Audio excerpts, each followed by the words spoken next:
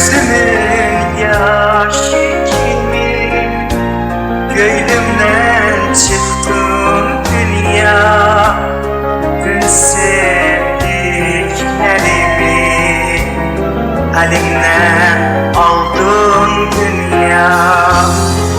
Gözümün yaşı kimin, gönlümden çıktın dünya.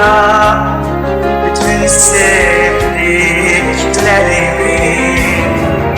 elimden aldım dünya. Felekim dağdelinden olmadım şadelinden.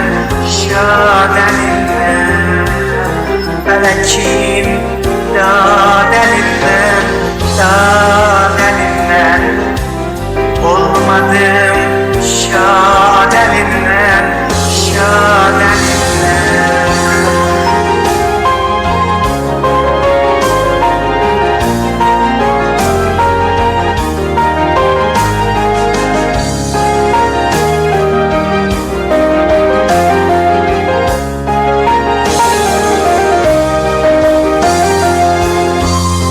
Ağla gözlerim ağla, yürek tuttu bahana.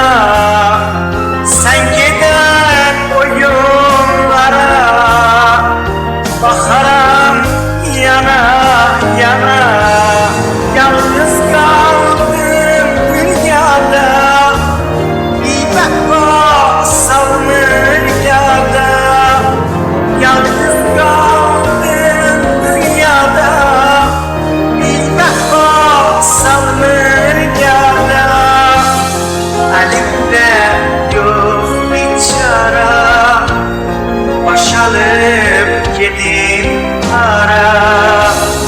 Yaman düşmüşem dara, yarab sen eyle çare.